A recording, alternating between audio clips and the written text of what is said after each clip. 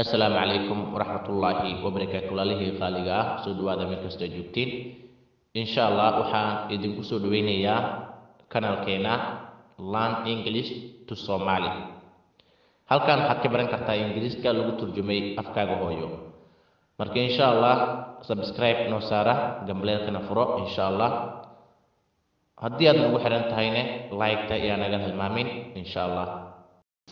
Conversation husband and his wife. Wada hadal nin iyo naagtiisa. Conversation husband and his wife. Wada hadal nin iyo naagtiisa. Wife W waxay u taagan tahay wife, H-na waxay u taagan tahay husband. Wife I can't endure uma dulqaadan karo this suffering cabashadani and hard life iyo noloshadan adkan so sidaas daraaddeed you must divorce me waa inaad i furtaa. I can't endure uma dulqaadan karo this suffering cabashadani and hard life iyo noloshadan adkan so sidaas daraaddeed you must divorce me waa inaad i furtaa. Husband you are speaking waxaad u hadlaysaa chemically si shactara ah wonderfully si layaab ah and iyo chiliously iyo si maseersan ah.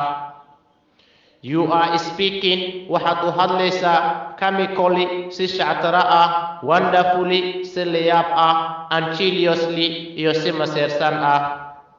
Wife it is not ma ahan a loving matter arrin lagu qoslo if haddii you can't sustain me haddii aad i xakamaysan karin please divorce me fadlan aniga i fur.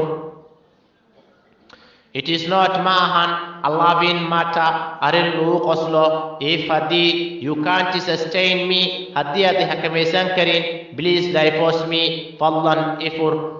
Husband be patient dulqaad lahaaw I undertook waxaan soo qaaday your responsibility mas-uuliyadaada when goortii you follow with me markaad igu soo raacday your family reerkiina knowing adigoo og my financial problems dhibaatooyinkayga dhaqaale.